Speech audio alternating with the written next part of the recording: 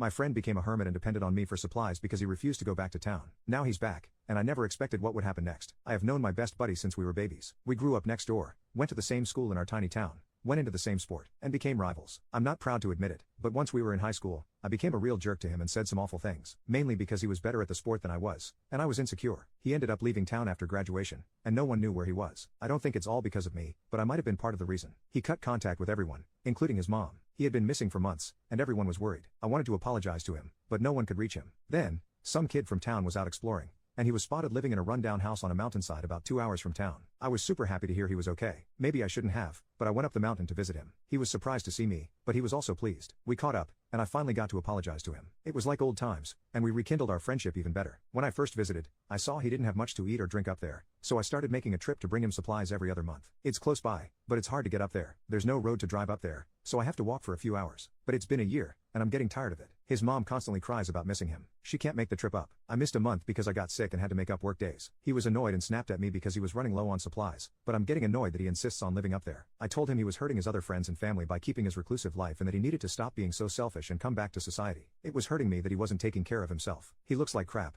and I always worry about what shape he'll be in when I arrive next. I also told him I was getting sick of climbing a mountain every 2 months. He told me he didn't ask me, and I volunteered to do it. I told him okay, I would stop because I didn't want to enable him to keep living away from everyone, and I haven't been back up the mountain since. I feel really bad. Everyone in town tells me I should resume bringing him supplies and the gifts they make for him because everyone knows when my trip is coming up. He's kind of a local hero from our sports days. They're saying I'm being a jerk, but I just want him to come back or at least move to somewhere more hospitable. And I feel like if I continue bringing him stuff, he won't. Small update. I went to celebrate NY with some of my friends. I'm trying to convince them to do a group visit with me in a few weeks. I told them the only way I'd go back up is if some of them came with me. I didn't want to go again, but I will if other people are with me. I'm hoping that if they go once, they'll take the initiative and visit alone, too. Or better yet, we can all convince him to come down. They seemed vaguely open to it, but I'm unsure if we want to do this or if they are just humoring me to shut me up. Update 1. I went back up the mountain with my friends, but I didn't bring supplies. We all tried to talk to him to come down, but he refused. I was pretty disheartened, but he made his choice, and so did I. I told him I wouldn't be back, but if he ever wanted to come down, my door was always open. About a month later, I was surprised by a knock on my door. I opened it, and it was him. He was thin and dirty, but seeing him off the mountain made me happy. I got him cleaned up,